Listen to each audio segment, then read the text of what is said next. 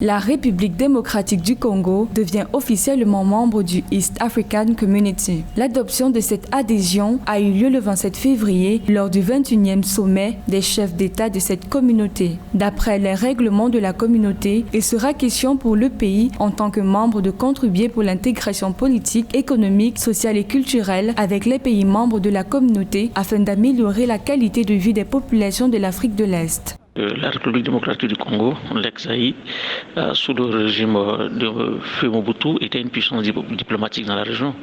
Et depuis le début de la rébellion en 1998, avec l'offensive militaire apportée par Laurent Désiré Kabila, soutenu par les voisins, essentiellement rwandais, ougandais, cette communauté est-africaine avait été fortement affectée par des divisions d'ordre idéologique entre les différents États qui la constituent. Lors de ce sommet tenu le 27 février, a également été adoptée la langue française comme langue officielle de l'organisation à côté de l'anglais et du swahili, mais aussi le choix du nouveau secrétaire général de l'organisation. Nommé pour un mandat de 5 ans et non renouvelable, Peter Mutuku Matuki, de nationalité kenyane, vient en remplacement du Burundais Libérat Mfumukeko. Le retour aujourd'hui de la RDC dans cette communauté ne peut que réaffirmer alors une offensive diplomatique depuis l'accession de Félix Tshisekedi à la tête de l'Union africaine.